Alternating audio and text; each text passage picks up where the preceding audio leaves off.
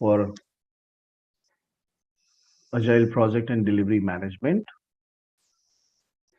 And I am the certified professional as well as certified instructor offering this course across the globe. We have been successful in launching the initial batches. This topic that I'm going to speak today is very interesting, is not anything new under the sun, but the way this thing works out, pans out, you will see great variety of things happening on the ground. So this is both fun, excitement, and the challenges equally challenging at the same time.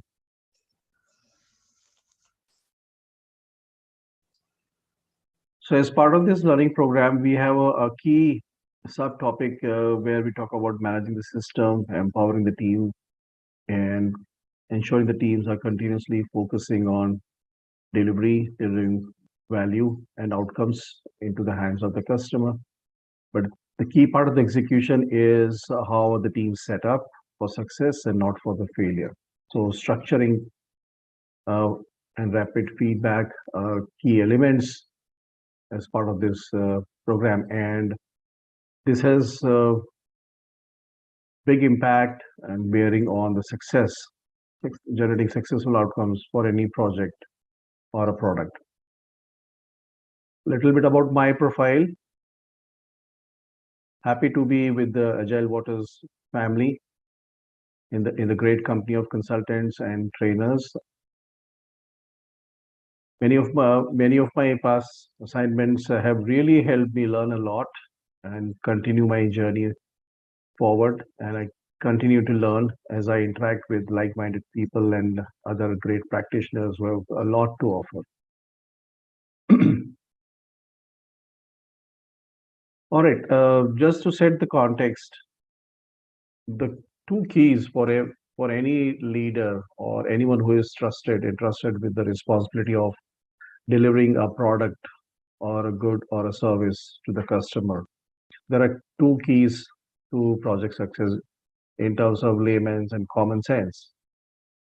And it is regardless of what approach you take, what project management approach you take, or any framework that you have adopted. So two things. First is doing the right thing and doing the thing right.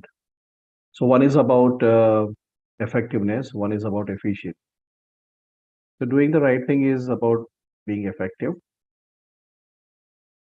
provide the right features, the right feature capabilities in the product or a service that customer really wants, and customer is able to derive their benefits and realize the benefits and value for themselves as well as their end users and customers. And the second part, doing the thing right, is more about efficiency, having the right set of processes, lightweight processes, enablers, not as bureaucratic burden. So in this context, the inventors of Scrum still looks like being radical. Nowadays, we're talking about Agile 2.0 after 2 decades of Agile Manifesto being coined way back in 2001.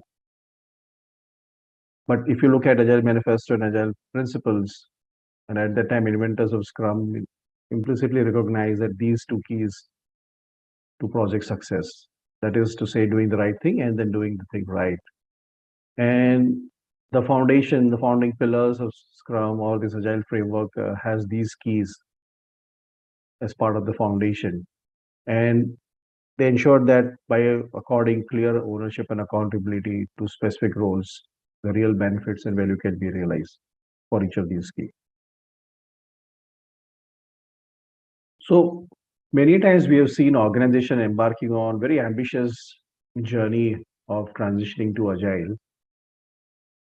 They often take assistance from internal resources, leaders who have been there, done that, who knows the organization well. Sometimes to enjoy the benefit of neutrality, they hire external coaches, consultants to assist them on this very ambitious journey. In the process, they lay out processes. They have a big checklist. They carve out the execution strategy. They carve out the transformation strategy. But one of the key things, according to my experience, because I have been into the trenches and I've seen this action, right standing amidst the forces, so as to say. So there are certain key factors that need to be considered while forming teams, and these are indeed considered, and that's what I'm going to talk about. We're also going to look at some of the team formation models, how the teams can be formed, and it will be contextual in the environment that we are familiar with, that we are working with. And software application domain nowadays, um, it's a known thing. It's a global world. We have been in this environment, this setup for almost like last 2 decades since the advent of Agile and working in a global context. First and foremost, any organization that is transitioning to Agile has to look at what's the current org structure and what is the desired future org structure. What kind of changes they will have to they will have to execute as part of their strategy. So if they are coming from a traditional way of working, if they have been set up in a typical traditional classical brick and mortar style of a org structure, which is more hierarchical than a network of teams, and Agile being a team oriented approach, which works well, which lends itself beautifully to a network of teams which are self organized and self managed. And this network of teams work together with a common mission and vision, with common set of goals, with common levels of accountability that helps them achieve their business or their project goals and objectives. So current org structure, desired or future org structure, and also to be considered the strategy for transitioning to agile way of working. And this doesn't happen in one go. This happens over a period of time. Sometimes it could be multiple phases. Initially, it could start as a pilot where the initial results will be analyzed and evaluated. And based on those feedback and initial results, the organization will move forward with the next stage of the transition or transformation. This is going to be a very complex uh, situation for any organization. It's a non-trivial way. And by the time the organization has gone so much far into this journey of transformation, what was left behind is the vestiges, is the relics of what they were. So those organizations who have successfully transformed themselves, they take a lot of pride, and they are happy to see themselves in their new avatar or new form, and what they have left behind is completely forgotten and it becomes a relic. There are some time tested team formation models. There are some templates available. You often would have heard about dispersed teams, co-located teams, distributed teams, how these teams function in a distributed or global environment. We will look at some of these examples. When we are forming teams, when we're realigning teams, when we're dismantling the existing structure, existing functional units into distributed agile teams, we have to ensure that each of these delivery unit have the necessary competencies. If these competencies are not available and they are seen in form of gaps, how these gaps can be addressed by the leaders. There are, when you talk about Scrum teams, you always talk about three roles. It's about product owner, Scrum master, and the development team. And we have to ensure that the right staff is assigned to these roles and not just randomly picked up. Since it is to do with people, any organization that is a learning organization, and a learning organization has development plans, development targets, performance monitoring, performance management related aspects for their staff. So HR team or the people's team also need to be involved in this game. So these are some of the high level factors. There are so many other factors to be considered, but just to set the context, here we're going to talk about what are some of those various methods, ways, which of these methods, ways are effective. And this is going to be highly contextual. Some of the templates may work for a certain set of organizations, but may not necessarily work for another set of organizations. Let's look at a very basic standard team composition or a team structure. At the core is the team, the Scrum team, which consists of three roles: the Scrum Master, the Product Owner, and everyone else is called a developer or development team. Right?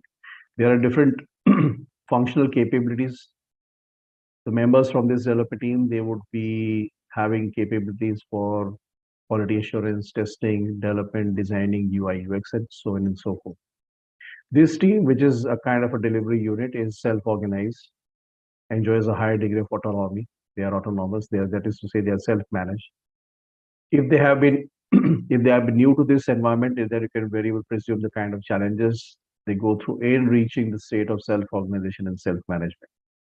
Also, imagine if this set of teams, team members coming from a previous setup where they have been supervised by their managers, project managers, or development leads, and now they are out of that sphere of influence and control, and now very much they are on their own. They have to stand up on their feet. This could be a very daunting task, and I have seen this practically from on the ground with my own eyes. This team also owns the delivery of an increment of a product, and this team, in an agile way of working, develops a software or solution incrementally and iterate over it. And team operates as a unit driven by common mission and vision. So this is how a basic unit, a delivery unit or a Scrum team, and then there could be network of teams depending on the scale and the size of the product or a solution or of the organization. What are some of these models of team formation? We have seen terms being loosely used like distributed and dispersed. We will be a little bit going further into each of these terms, what really distributed means, what really a dispersed team mean. As you can see in this image graphic here, a distributed team is co-located teams at different locations, right? So these are individually co-located teams independently working. So they become a part of a larger team, set of teams working on a common set of features or a common solution. Dispersed team is one unit which is spread across geography and time in different locations, including different time zones, but part of the same delivery team. So this the dispersed team. They both these formations they have their own share of challenges as well as opportunities, as you can presume. However, there could be further formation models. As you can see, a team could be completely co-located in physical space and time at one place. But thanks to COVID, even this model is no more applicable now, as the teams that used to be co-located also become dispersed and distributed. So the teams that are working out of one office at one location, now they have started working from home. Some of them are remote, some of them desired, express their desire, wish to come back to office. I doubt whether in the near future we will have this co-location, especially in the software development domain. This is fully dispersed. None of the team members are in same physical space, or they could be in different time zone as well. Then distributed sub teams and partially dispersed. So this is left to the organizations to figure out what is their strategy, what is their strategy for product development. Because of the historical reasons, some of the products would be already in the pipeline, undergoing development. The center of competencies would have already been established at different locations. So that forces the way the teams are structured. There are also other ways to look at these formation. If you look at this picture on this side,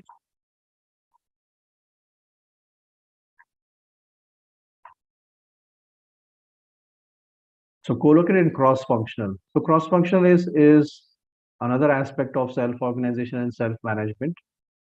The team which is having the responsibility for delivery of a set of features incrementally and iteratively, they need to have all competencies. So they try to be cross-functional. So these are co-located and cross-functional. They have a common physical team space. So this is again prior to COVID. Can you imagine?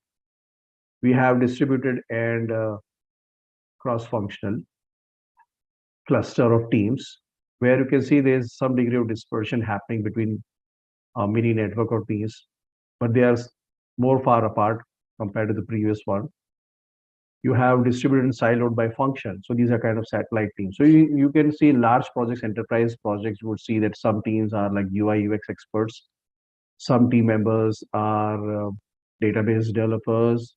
Some of them are owning a certain set of components or features or modules. So you can imagine that's the kind of structure they have in place. And again, due to historical reasons and over a period of time, certain competencies, center of competencies, of excellence being created. So that's the way the structure remain. And over a period of time, they evolve and transmogrify into different structures. As more and more globalization happens, and because of the natural processes, the churn happens, the new opportunities are being created, and these structures will not be cast in stone. This will evolve into different structures. And the last one, we also have dispersed and cross-functional, like satellite and nebula. So where you can see a small network, and these pictures outside of the main delivery could be other stakeholders or SMEs, some experts available in either in the domain or in technology. So these are the various formation models, how due to historical reasons or due to the organization strategy, they would create these structures. Large organizations spread across multiple geographies, and especially in the world of software, when the offshoring took a big center stage because of cost efficiencies, many of these structures have come in place over a period of time. Any questions so far? Any thoughts, observations? I'll be going with my regular flow.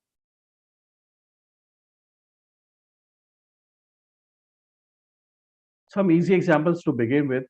As you can see, when a global organization having development centers in USA, Europe, India, so just for notational purposes, it could be any geography. So you could imagine co-located teams at each site. So you could have one team operating, let's say there's headquarters at either US or Europe. There's one team.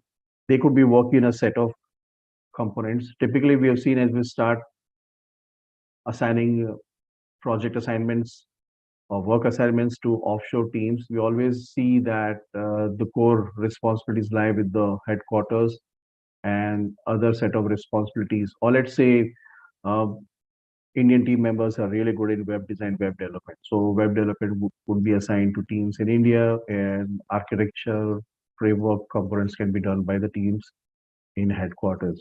So this is an example of co-located teams at each site.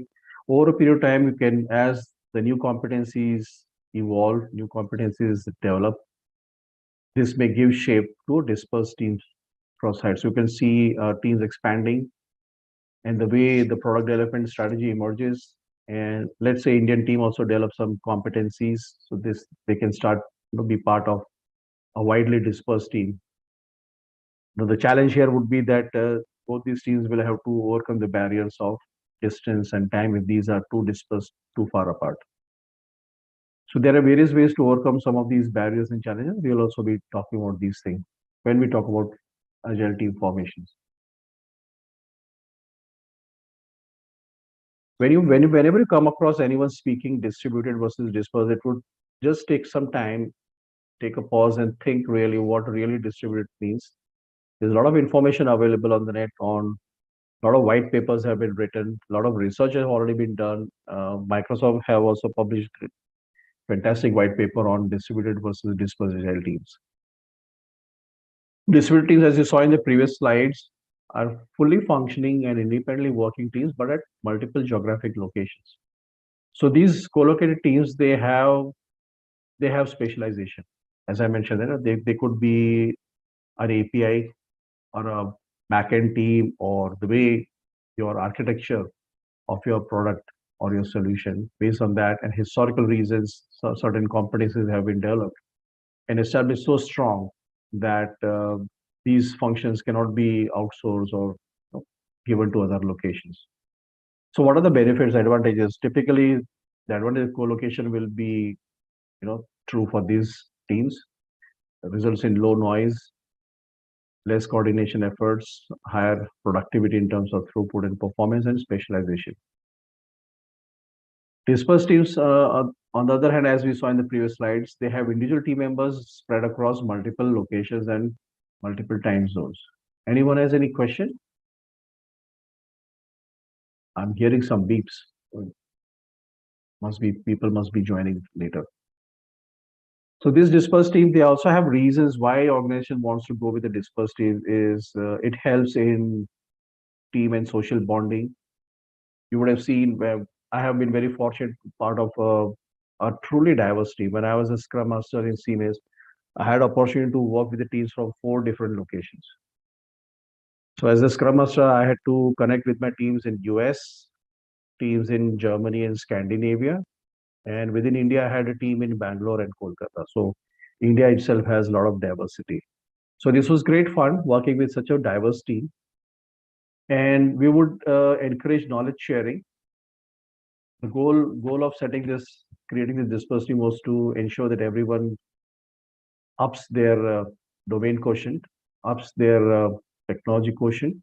So we would also put specific SMEs in specific teams. These SMEs will act as catalysts and agents in helping the rest of the teams improve their knowledge about the product, about the technology. And also, would have seen that we would often see great diversity in ideas and opinions. These teams will be a little bit higher in innovation. It won't be, you won't see symptoms of birds of the same feather flocking together. There will be a lot of diversity and, of course, cultural and global diversity. So, in order to overcome some of the barriers related to different ways of communication, including general ability to converse in good English and to understand the ways of business communication in different geographies, we would often orient people, take them through some of these learning programs and training to make them comfortable with working in such kind of diversity. And yes, these teams will be very, very high on social and team bonding. Any questions so far? Is this sounding familiar to you? You all have been part of, one way or the other, either distributed teams or dispersed teams at some point of time in our career. And we would have started as team members, developers, and over the course of the time, we would have become the leaders of these teams. Yeah, Hiren, Jiva here. Hi, Jiva. Very good evening. Yeah, good evening. Thanks for the session and great going. So I think I'm just settling down. Quick question. I think I'm settling down with a new team. Okay, by the way, quick intro. I'm working as a Scrum Master in TCS and currently assigned to an Indian customer. So it's a dispersed team. Okay. So quick background is the one challenge I face is it's a newly forming Scrum team. The traditional BAs are there. I have even some people who are going to retire in a year, the BA leads and also the product owner side is what I'm facing challenge. Like, people not that familiar with user story slicing or things like that. So forming in this area becomes a challenge. So I'm not asking a detailed response now, just parking this question. Good. Thanks, Jiva. Wonderful question. And yes, this is indeed going to be covered later. If you just hold on to your horses for a few more minutes. Yes. And these are real life challenges. And you're not the only one, Jiva. Trust me. Every leader, manager, team member, including team members, they have been put through this kind of situation, right? Yes. And the challenge is more when you are getting all the new people together for the very first time. That's even more challenging. Yes, that's the reason I stress that it's a fully Indian customer. No, I can guess what kind of dynamics would be there. Yeah, heat is really on. Yeah, thank you. I'll go on. Thank you. Thanks for that question, Jiva. Yes, we will definitely take this. I have a specific note on these two key roles, Scrum Master and Product Owner, later in the slide.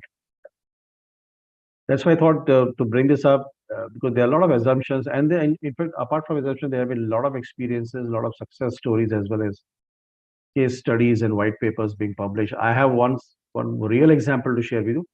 I hope you will really like it and enjoy it. So, just a few more slides down the line. So, whenever you now come across, try to put your thought behind what is really dispersed means and what really distributed means, and there could be different combinations. You could be, as you saw in the previous slide, it could be satellite, nebula, and different formations. All right.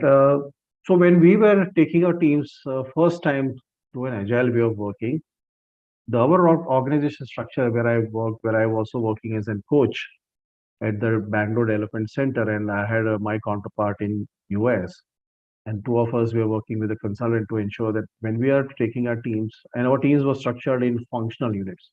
So we have a very big engineering and development team consisting of 100 plus engineers. We had one very large quality assurance team, which was also called as integration team, and they were like 60 plus.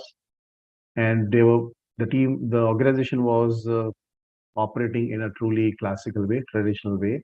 a big volume of release was handed over to the integration team. They would take few weeks, sometimes even months to test.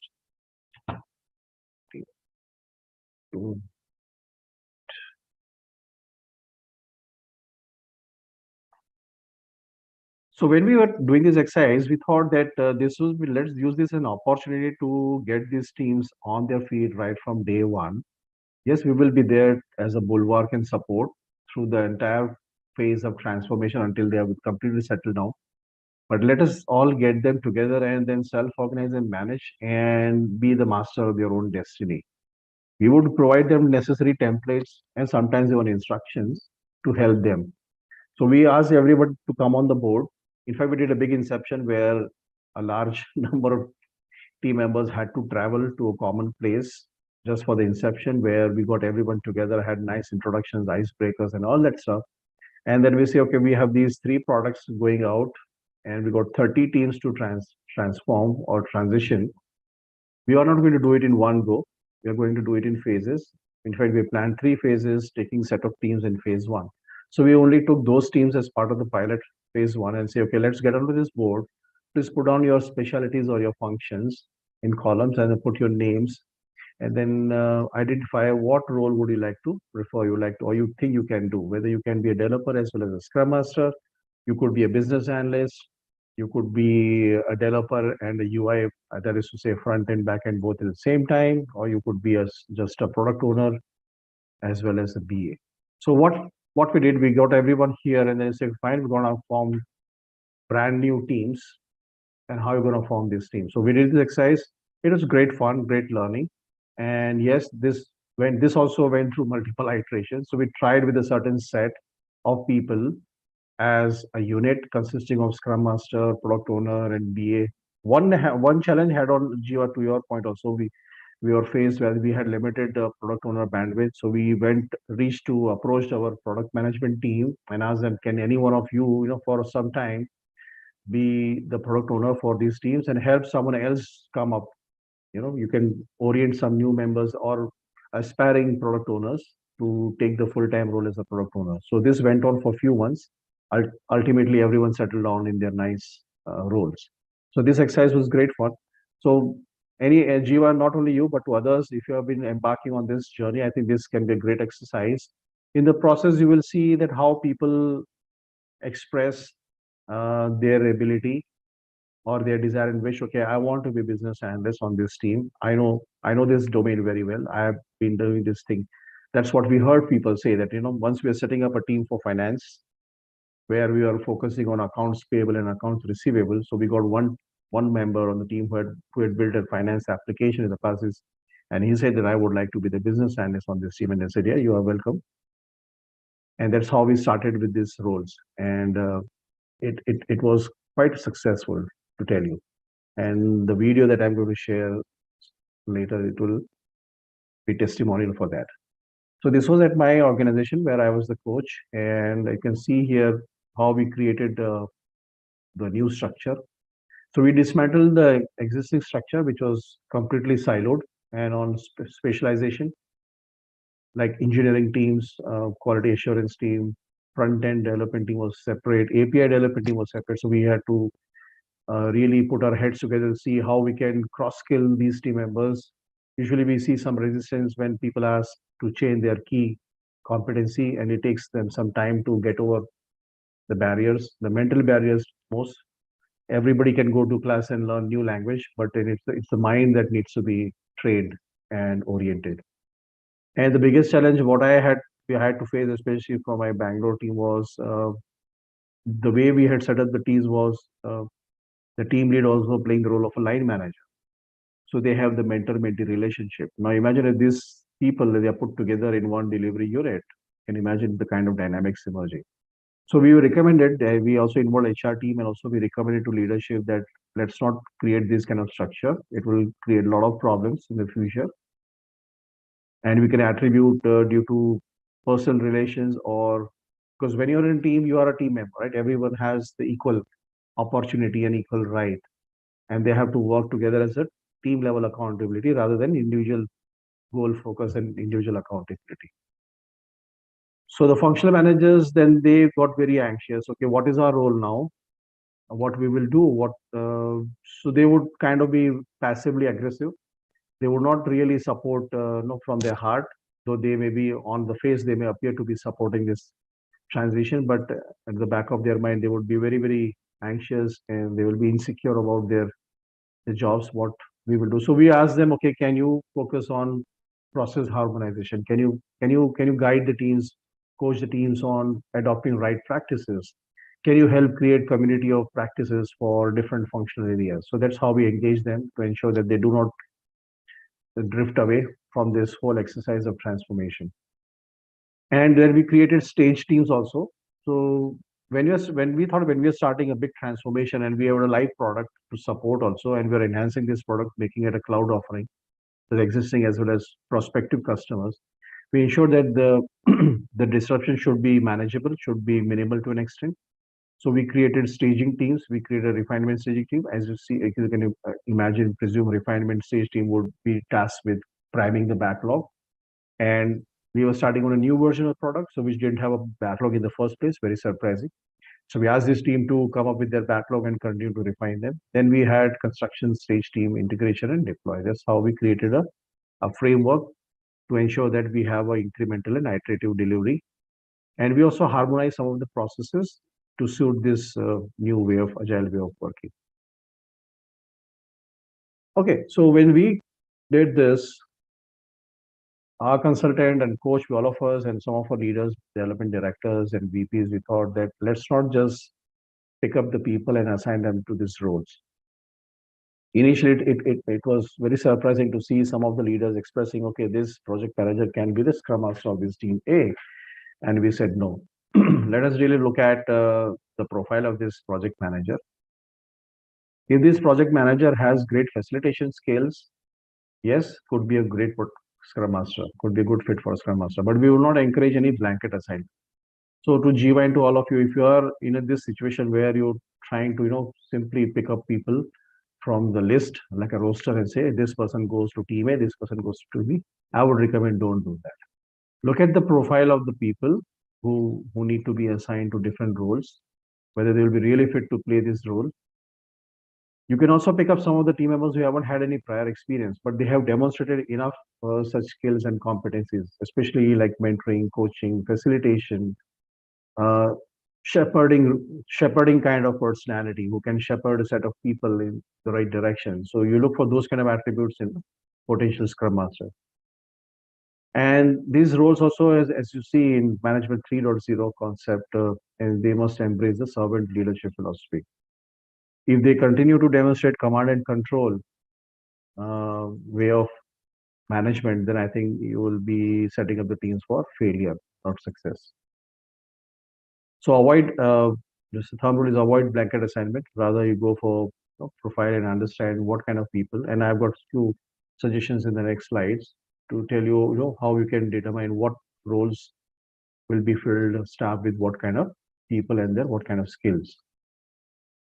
So let's say you are a product owner, and that was our challenge also, and not once but twice, and even on other occasions also. It's very difficult to find a right product owner.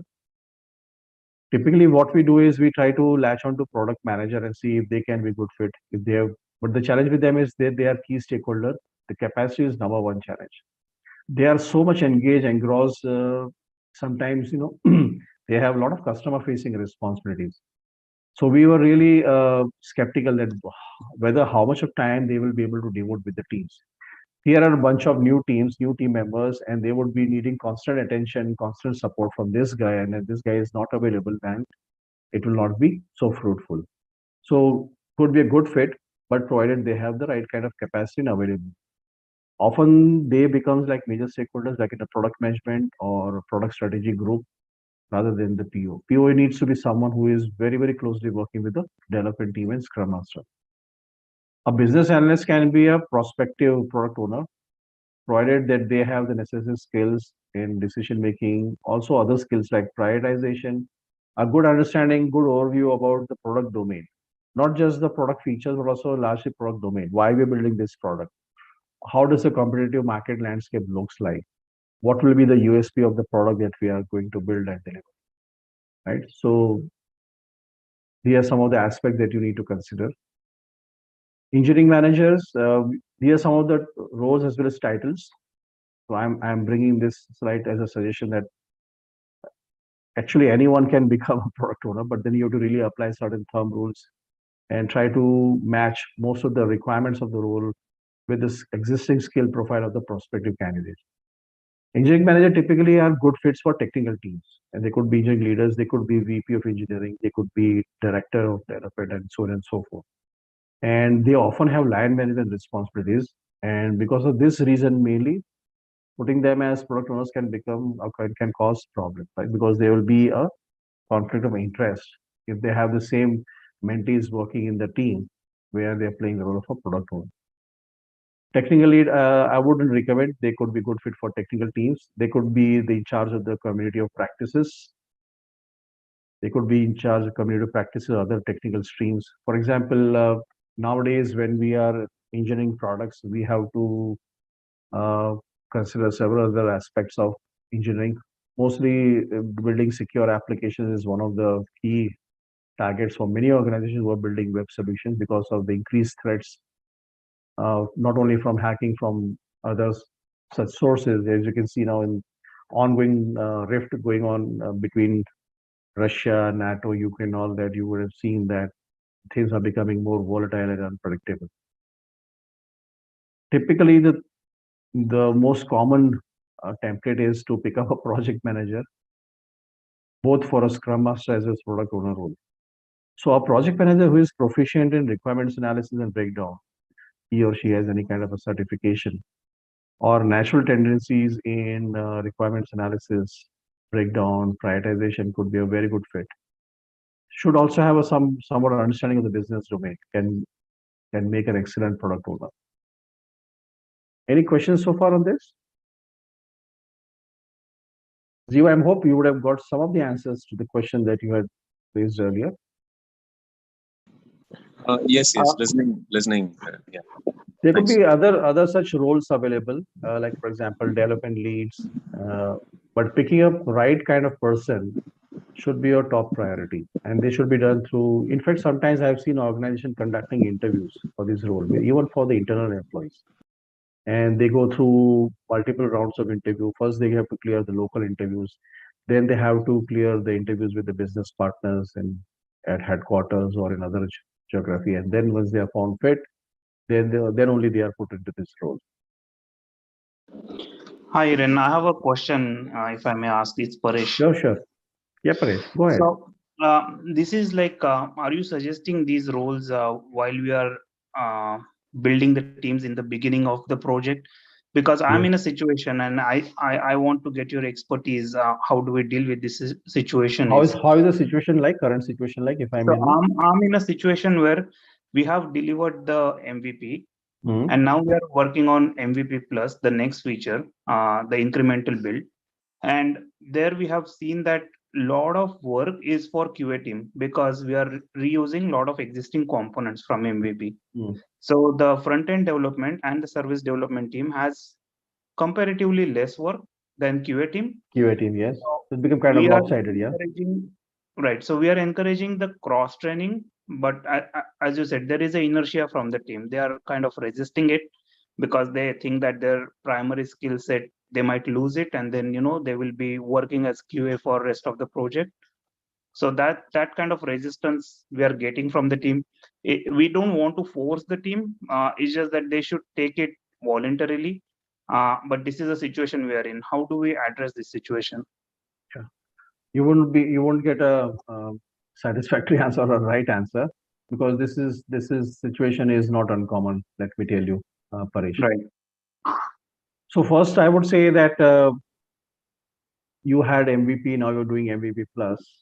So when you're building this MVP, I'm sure you would be building incremental, right? So you've got set of features, let's say set of 20, 25 features got in MVP. Now your priorities on next set of features which will be going out. But what has happened? This MVP actually ideally should have been verified and validated before making the release. But anyway, for all practical purposes, just coming to your situation. So what is happening? Your QA team, right, is getting load of work, right? Yes. So one approach that comes to my mind is to focus on how you can bring in automation, or you could Mm-hmm. think about automation. We did the same thing. What we did, we created automation teams, and we face the same resistance that you are facing. That is to say, the developers will never say, "No, I'm not going to test, but I'll rather resign, go to a different job, than do testing here." So we said Right. automation is a team goal. So we defined sprint Mm-hmm. goals around automation. That incrementally, 10% of automation should be done in every sprint, every iteration. So that's how we Mm-hmm. achieve 30% of coverage in 3 to 4 sprints of time. And what happened that as the results start coming out, see, people in Agile, they are enamored by the results and the outcomes. If they see something working, something really beneficial, they reduce the resistance. So what happened over a period of time, all the developers, they mastered their skills in automation, because automation is like coding development, right? It is not like doing real testing. So Right. what they will do, they will write scripts, and all these scripts will be put through the pipeline. And who is Mm-hmm. responsible? The DevOps leader or DevOps engineer to schedule these pipelines on some stage environments, right? Today we are running Yes. this smoke test. Tomorrow we'll be running smoke test for certain critical parts of the software through this automation pipeline, and they'll start, and they'll automatically send the notification for the results via email. Mm-hmm. Today we had a 30% success. Tomorrow we have a 50% success, and we started rewarding teams for their maintaining the 100% success rate. So this also encouraged motivated team members. Since now this was converted into a incentive, right? The better job you Mm-hmm. do, you will be. So this can be one approach. Other thing could be a layout of a workflow. First, define a workflow. So we created a Kanban. So we say the Okay. feature is not complete until it is developed, tested, and delivered, right? Okay. So let's say in Yeah. MVP you got set of features, but they're not done yet because they have not been QA'd yet. So we'll set these goals for the teams, integration teams, and this is where we'll try to bargain the commitment from the developers that yes, you also have to play a role here to ensure that this delivery is going out. These features are not done yet. And if you could also assist with the validation and verification, it would help. So this could be another template. In fact, not developers, we asked BAs and other people also. And gradually they came on board, and they also provided their capacity and skills. So we told them this is not permanent, right? This is Right. this is for us to go get over a hill. We are right now facing a big monumental task. We need to complete this, and once we get over this hill, then we will be coming back to our normal way of working. Right. So this Right. is not Okay. the satisfactory or a straight answer, but then you can think of different ways of approaching this problem. Yeah. No. No. I think the first approach that you suggested. I mean, there is certain amount of automation already done in part of MVP, Yeah, but that is really good thought that you put on yeah. the table. And I what we did, we in fact took the luckily, fortunately in our case we had a central services team. This central service team had provided a ready-made template framework for automation based on Selenium. Selenium is a wonderful framework for right. automation. Yeah. So Yeah. we had Selenium framework both for Java as well as .NET, and we asked our Mhm. developers, "Can you examine this?" So we gave them this task. Can you look at this framework and try to customize this framework for our application needs? Maybe we don't need any Java components. We will have all the .NET components. So this really excited developers that yeah, we are doing Right. something Right. innovative. And that's where Right. we latched onto their excitement and brought them into the picture. And then they not only changed the framework, we in fact wrote some automation scripts as well. Mm-hmm. Mm-hmm. Yeah. No. Yeah. But it happens That's really gradually. good. Yeah. Yeah.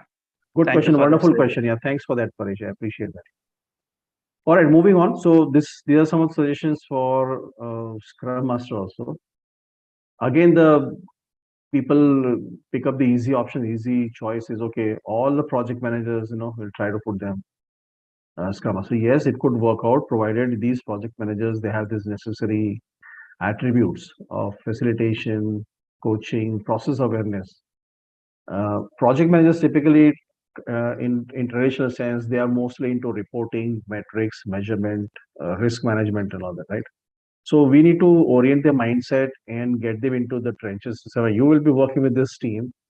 Every sprint, you will be asked to deliver as a team set of goals, and these goals will be has to be achieved on an incremental basis, iteratively, right?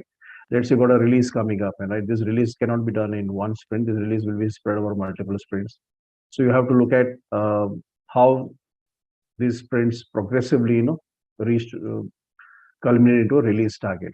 So the project managers can really become good scrum masters provided they have these attributes. Engineering managers, again, the same reason as in the previous slide. If they have this attribution due to line management responsibilities, they cannot really fit. They should be kept as development directors or VP of development. They can be at a strategic focus in terms of development platforms and all that stuff. Yes, quality testing, we have seen them become good scrum masters. In my experience, I have seen some of the test engineers also make very good scrum masters. And some of this could be attributed to their, their eye for detail, their their ability to see through the problems. And if they have good facilitation skills, they really make very good scrum masters. Technical lead, again, for the same reason, they need to be kept in their specific role as tech leads. They can actually help in technical analysis, and they sometimes become shared resources. Let's say you have a tech lead for UI UX. Obviously, this person is in great demand. Multiple teams would like to pull him for their needs, but we need to keep them separate across teams, or they could be part of a central team like a UI UX team, and then they can plan allocate the capacity. But I doubt whether they can make very good scrum masters. They have so much of panache for technical stuff that they forget other aspects. For example, how to remove an impediment, and they are really impatient. They show these kind of signs of impatience, and they are sometimes they are I would say what the word is very impulsive. So they cannot make great really good forget great good scrum masters. So these are some of the thumb rules. Some of them really work. Some of them you may have to try and experiment. So we also did try that. Some of the people we are not successful. You will see in later slide. The video I've shown that for one team we didn't have a product owner and we still had to launch the team because of various kind of pressures we had. But then we ended up in such a sticky situation that we had to revert, like in reverse gear, we had to come back and start all over again. So lessons learned in hindsight, right? Never do that. Never launch a team without these key roles in place, and don't just because you have some pressure, don't succumb to these pressures and go ahead with ill-formed teams. To say you will have to cover up more damage than other effort. Otherwise, you will have to spend in waiting and then getting the right person on board. Of course, there are some other considerations as well. When we talk about these two key roles, the product owner, scrum master, but you also have to see how the other roles fit in. Like, for example, when you are trying to also do technological transformation. Let's take an example here. You have been selling a very good classical product, right? But now this classical product is not able to compete with the new age products in the marketplace. Many of these new age products are web-based. They have offerings on other platforms, on devices and all that. And you're also having this product evolution strategy. But you see that you do not have the necessary skills, and you need to really take the people, you have to teach them cloud, you have to teach them UI, UX, design thinking, and so on and so forth. So the other factors also you have to consider. So in this case, community of practice really help. In my experience, I can share my experience here. So when we were taking these teams through this transformation, so first thing we did was to create different COPs, community of practice. We created a community of practice for the QA team, for the development team, and also for the architects and UI UX. The dev team was very proactive here. So they first defined the checklist for code quality. They also identified how they will plug in into the DevOps for cloud deployment. So we straight away went ahead with the cloud deployment using Kubernetes and Docker. So they were the first one. In fact, with the help of DevOps team, they came up with their the kind of changes that need to be done in CI/CD in build pipelines. Architect team also, they came up with the guidelines for secure and safe coding practices to right from day one to inject safety into the code. For example, the most commonly occurring hacking is denial of service, DOS attack, or SQL injection attacks. In recent one, Log4j, if you all remember, about 6 to 7 months back, there was a big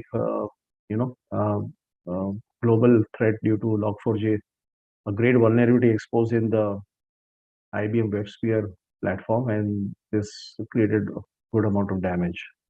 So lessons learned in the hindsight, these COPs, what they do, they set up some of these working guidelines, which includes policies, coding guidelines and policies and all that stuff, and they'll share this with the rest of the teams.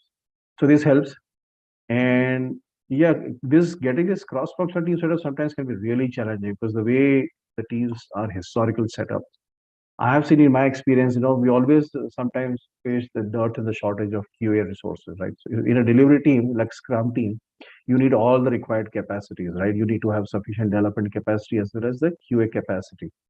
And every time we cannot expect developers to do the testing, that will introduce a lot of bias, and the quality will be subjective. It will not be really objective. So we need to have the right kind of capacities in the team.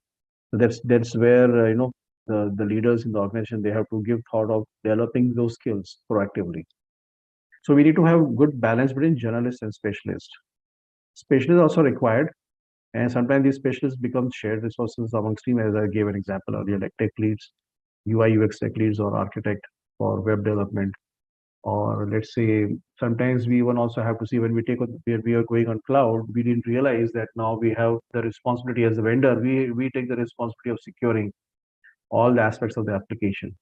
Like for example, one of the feature was how to protect the applications from virus, and then our architect really had to scratch his head to come to a nice solution. How whether on prem or on the cloud offering, how whatever the actions the application is performing can be secured from virus attacks. So these are some of the live examples.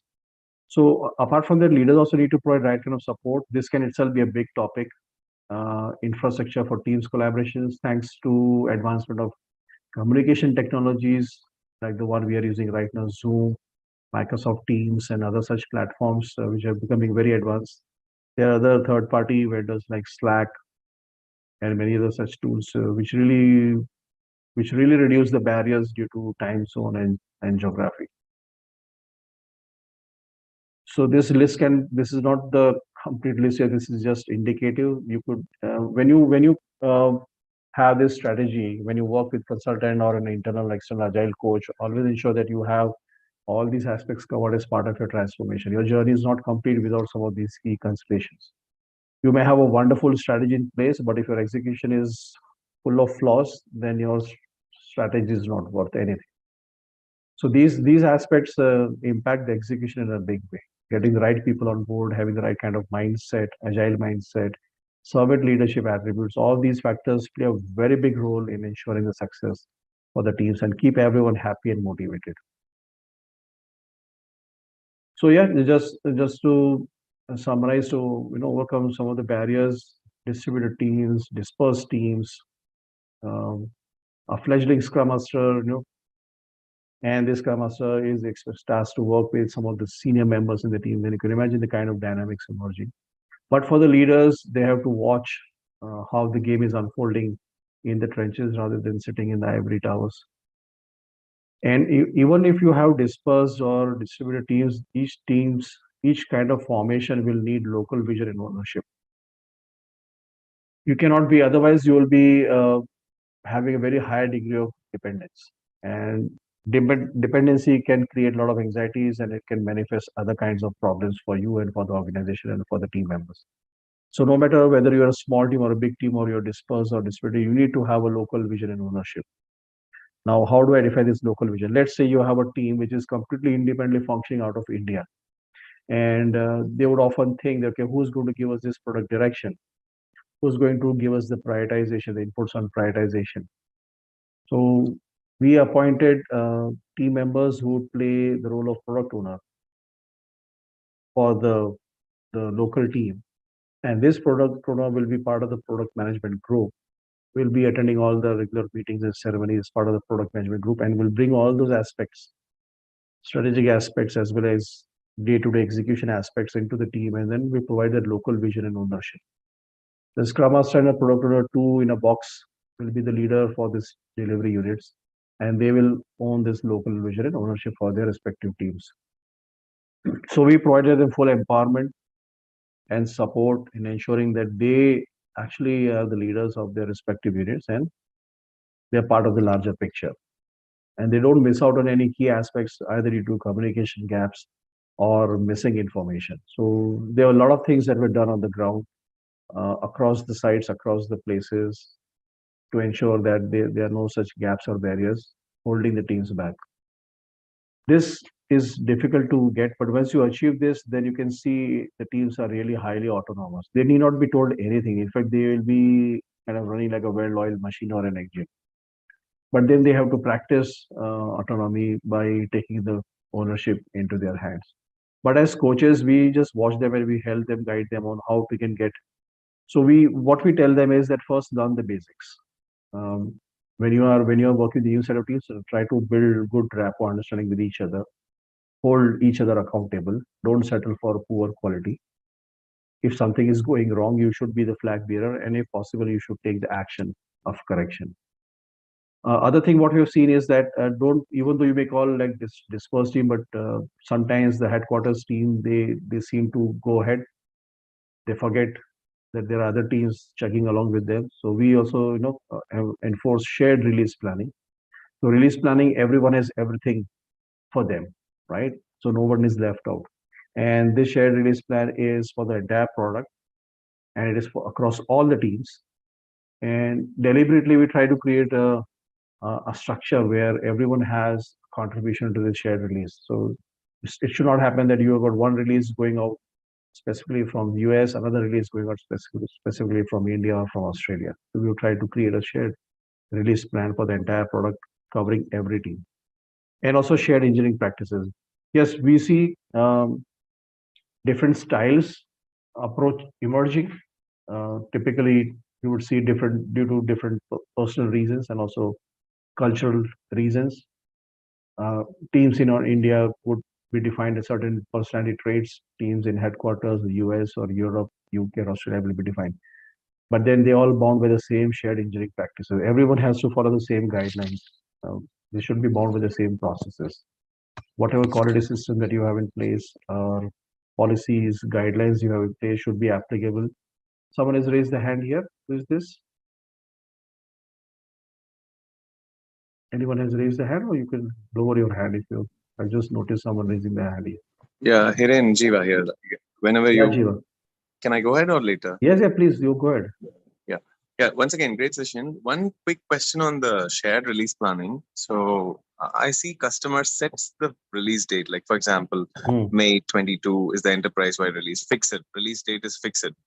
So can agile teams work on a fixed release date? Means the team is pushed for the tickets, and there is no, there's no flexibility here to pick up or must finish on the. So you earlier you mentioned about, I think, your MVP, right? So MVP is no, I didn't speak about MVP. I'm a different person. Okay.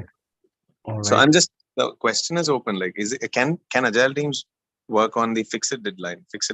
There's no R&D kind of thing happening here. So yeah, this can be covered in a different session altogether. This question often comes up. So the way to answer is like this. In traditional, what you do, you start with the defined scope, right? And you calculate cost and resources, what will be required to achieve this scope. And that's where they make a detailed plan, project schedule and plan. In Agile, what typically we do is we keep scope flexible because we have set of resources and cost is determined. Say, fine, if you have to release on certain date, let's say 30th of May or 30th of July, we try to adjust the scope. And that can be the best done by the product owner in form of prioritization. Yes, you have to have the customer inputs on that. Okay, then you have to have the art of negotiation. This often becomes a bone of contention, and sometimes it becomes a challenging situation. So, who was the speaker? I thought it was Jiva you're speaking, right, Jiva? Was it your question? Yes. Yeah. Yes, so, yes, so you can definitely you can plan for a fixed release, and I can share my experience. So, I was in healthcare domain. So, in healthcare domain, we are often hit by regulations, and regulations are we need to comply. There's a high degree of compliance required with this regulation, federal regulations, like to be very specific.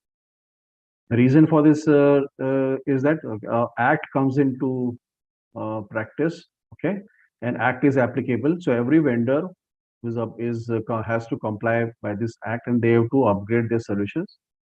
And then this solution should be in compliance, and this compliance is also vetted and validated by an independent third-party agency. So it is a situation where you have to deliver something by a fixed date. Okay, we have to release by July 30th, and between July 30th and September 30th, the validation will happen, and then product is fit for release in the general market. So what we do is then we focus only on those aspects which are required, essentially required, must have, and must go principle, must have, should have, could have. Prioritize those things on priority, and then set up the teams to work on those priorities. So you can plan for a fixed date, specific to your question, in an agile also. All right, thanks. Yeah. Wonderful question. Thanks for that, by the way. So I will be.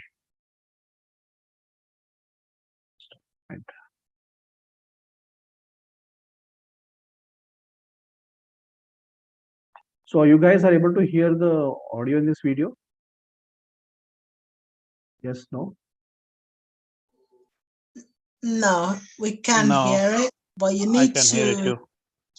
Just a moment. You need to go off it and go back. Press the audio before you. Wonderful. Thanks for that tip. Okay. Now I think you should be able to hear. No, still I'm not able to hear it. Oh yeah, now. Yeah. All right. Okay. It's gone again. Yeah, I'm just going back to the slide.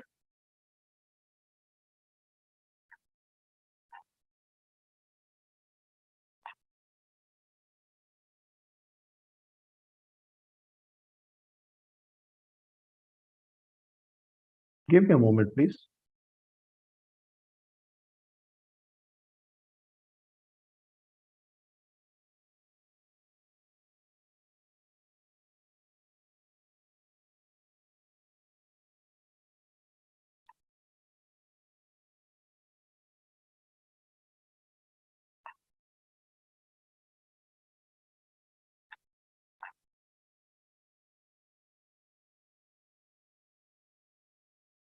All right, let's see, it should work now.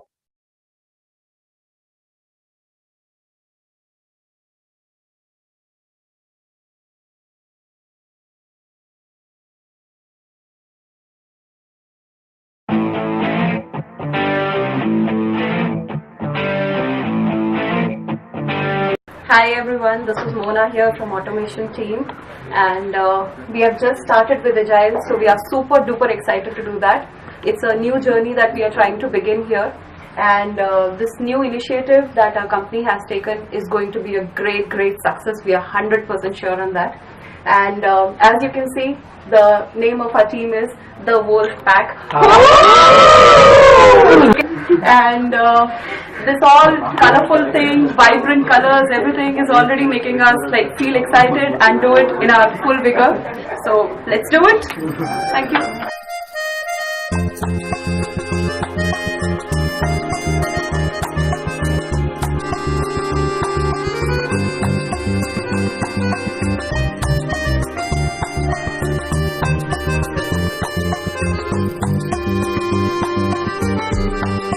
The beautiful thing is this physical Kanban board where we can visualize and feel the progress of each task move within a sprint or in the overall project. We are looking forward and for a better and positive change in this journey.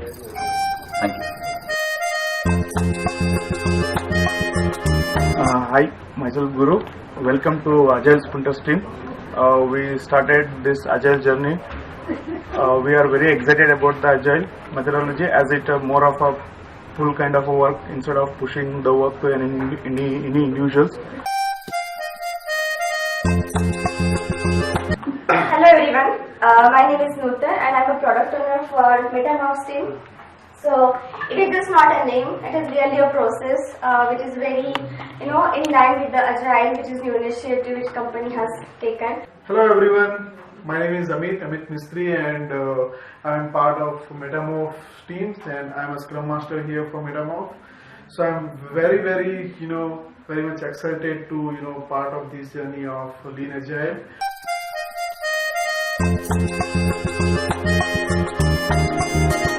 Hi, I'm Amit Agrawal, product owner for this team, Team Scrum. We are going to find out whatever has been left over from the construction sprint teams. And that's why we choose our name as Scrum. And with this new process, we are getting a very confidence. Our confidence level is increasing because we can see the things moving in a streamlined process. Till now, it was not happening. But with Agile, we are seeing things are moving in a streamlined process, and we all have a confidence in it, and we all together will make it a great success. Thank you. Hello everybody, my name is Lakka Pakali. I am handling the role of Scrum Master in the integration team. The team name is Team Sherlock. So my role here is to track the progress of the project, how it's going in each sprint. So once we identify the features, and I will track in a daily basis, we will track the progress of the project. Thank you.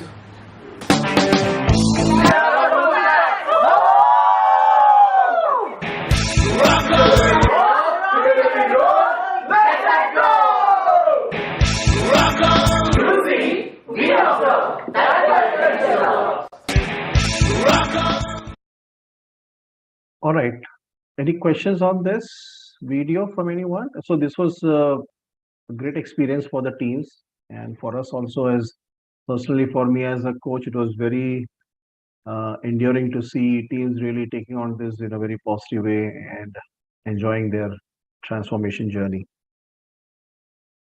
We're at the end of the session. We got one quiz. If you have few minutes, would you like to take part in that? Yeah, sure. Wonderful. Just give me a minute. I'll just spin up the quiz, reset the timer. So there's one website I want you to browse. I'll put that in the chat for you.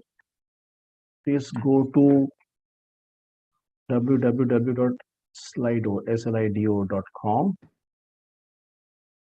When you open this portal on your browser, you will see a section on the screen which asks you to enter a code. So I'll just share that code with you all in a minute.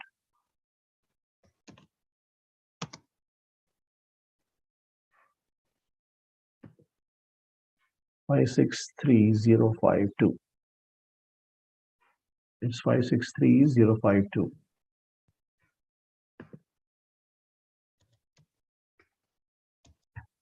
You're able to enter this code?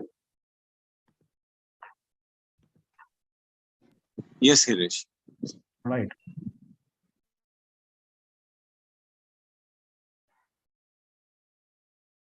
So let's start.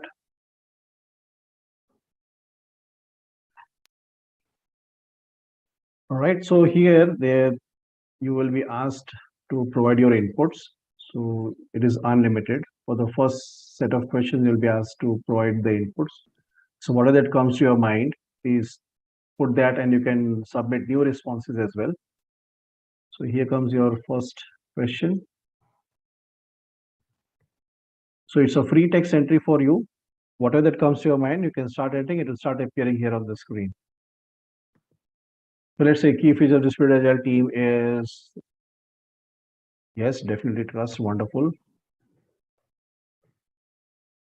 So remember the slide difference between distributed and dispersed Agile team. So they are having degree of specialization, less noise, less coordination efforts, plus whatever that comes to your mind. Genuine empathy, wonderful. I really like that. Clear communication, yeah. Go on, whatever that comes to your mind. Collaboration, specialized, yes. So they are independent also. They are fully functioning and independent. They have, they could be a set of UI, UX or database team or API team, all right?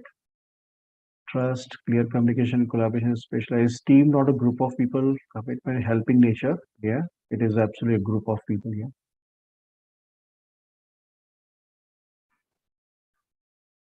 All right. Any more inputs before I go to the next one? Now let's ask the same question for Dispersed Agile team. What are some of these key features that comes to your mind?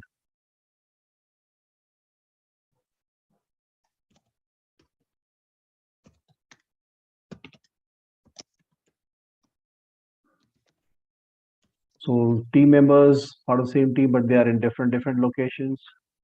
It provides for great team bonding, social bonding. We've got good cultural diversity, global diversity. Yes, knowledge sharing, wonderful. One-to-one connected times. This is awesome. Wonderful point. Yeah.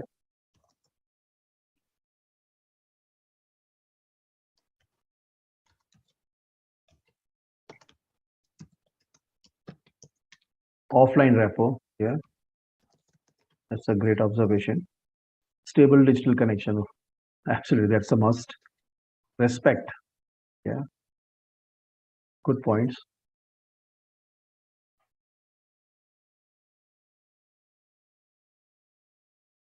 Team bonding. Yes. Sometimes these making this kind of teams also is a necessity. It's part of our organization strategy. Commitment, honesty, helping diligently doing their work, no work shirking. Great inputs.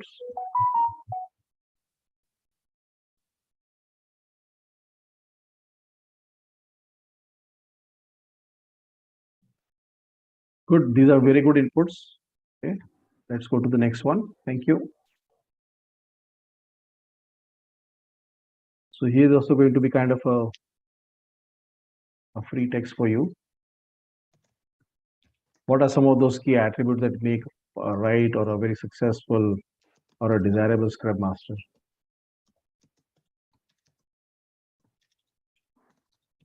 We often use this term facilitator or facilitation, but I think it's a very valuable skill and it's a learnable skill, right? It's not something that kind of a natural gifted or natural talent. Yes, some people are naturally gifted, naturally talented as great, good facilitators, but this can be learned.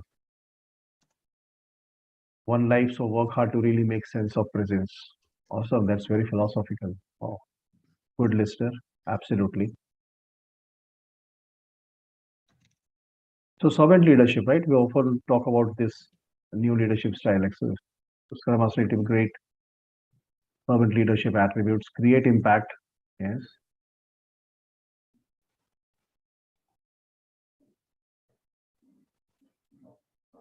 Gentle, kind, and helping gets turned to see that the work gets done. Commitment, people's person. Yes, wonderful. This is a awesome attribute. So Scrum Master, is a very wide, very widely researched topic, and with Scrum Master certification, it is also a skill-based qualification. But in my opinion, I have been a Scrum Master for a very, very long time for globally distributed teams. I can say that for 45 plus sprints, I was a Scrum Master for globally dispersed Scrum team. But it's the kind of, it comes over a time. You move from yourself and your team from various stages. So when we start working together, we call it like in the Kamen's model, it's like forming. Then you get into storming stage, then you get into norming, and then finally performing, right? You reach a highest state of performance, completely self-organized autonomous team. The Scrum Master has a very key vital role to play in transforming their teams.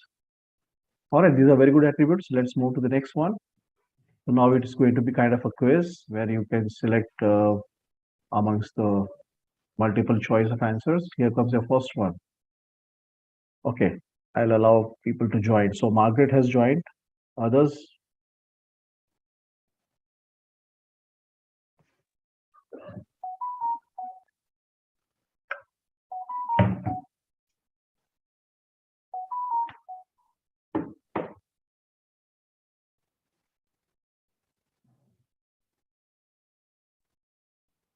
Sorry for that. We just got only 4 of you joining. Rest, you're not interested in joining? Okay.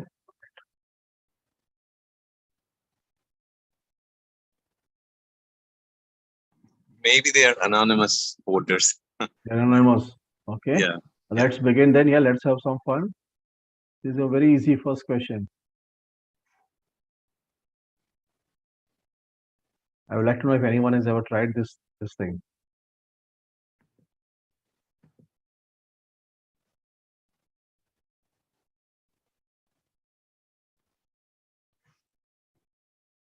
Yes, that's the right answer. I would never recommend unless it is not even if it is a crisis for you.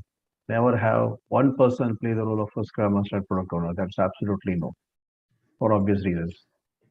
That's the right answer. All right. Okay. All of you got it right. Next one.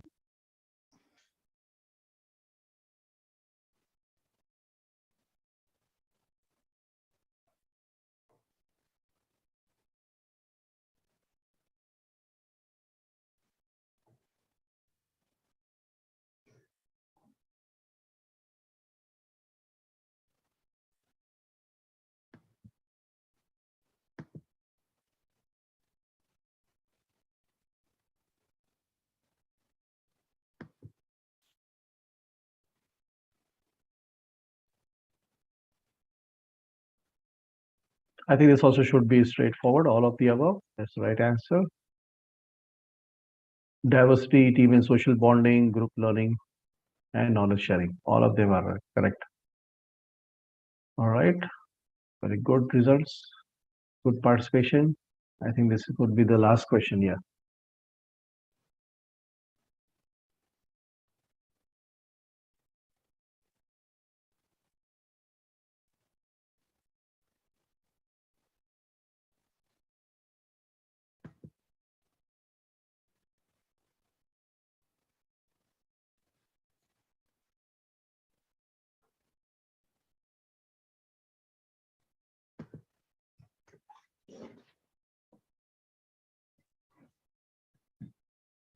Okay. I think this also straightforward. All of the above correct. Independent working teams. Again, if you remember when we're covering the slides, either due to historical reasons or due to some necessity based on the strategy for setting up the teams, you're trying to create distributed teams at different locations. Yeah. So independent working teams. If there is certain team, there's a requirement for an area of expertise or a specialization. Yes. That's where you can, go for a distributed teams where a set of people in that area of expertise or competencies are tasked to focus on that area, like say, for example, secure software development practices or database development, best database design principles, something like that. Okay, that was the last question. And congratulations, everyone. Jiva, fastest finger first, looks like. Yeah. And thanks, all of you, Paresh, Mintu, Rajesh, Margaret, for your participation. So with this, we come to the end of the session. Hope you enjoyed. Any questions that I Yeah, can? it was awesome. Thanks so much. Thank you. Thank you for joining today, Margaret. I really appreciate your very engaging participation, everyone. Yeah, Any yeah, questions? no, really appreciate. Hiren, sorry, one general question. Yes. Yeah, Hiren, I know, like, great session, great thing. If in general, people with resistance and the power and all this stuff, right? Sometimes make the Scrum Master also or Agile practitioner also in soup, right? You understand, right? On the field. Yeah. So on those days, I know, like, I call my friends and share in the night, and I say, "Buddy, I'm suffering," and all these things. How did you manage, or how did you manage those situations? I'm just a practical question. I think this is again not a very uncommon scenario, right? Yeah. So it takes a time. It's not like kind of a old wine getting better with time. So if you are playing the role of Scrum Master, I would say that first you need to have some practice, as you say, be with the team, and sometimes your personality tends to help. If you are more people oriented, if you are extrovert type, right?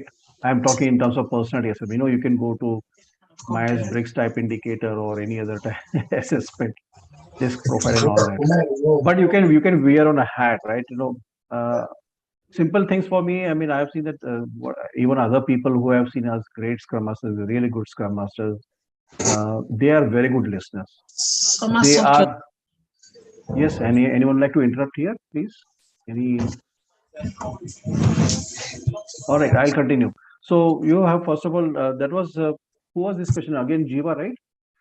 Yes, sir. Yeah. So you're a great listener. So this again is sometimes can get very difficult to practice, and when it becomes difficult to practice, when the stakes are high, when there's enough of heat and fire, right? And sometimes people are paying for your blood and all that, right? So I would say that you don't have to be really defensive. You have to be right. You have to be assertive in the right way. So what you have to do, you have to bring the attention of the people to the fact. Always you can drive the attention to sprint goals. You have to seek in everyone's cooperation in getting over the impediments and blockers. Right? So in this APM course, I have a separate dedicated subject on how to identify impediments, blockers. And there's a one interesting fact about blockers is that you can categorize into two segments. One is obvious, which is very much visible on the surface. These are typically related to infrastructure, man, material, and all that.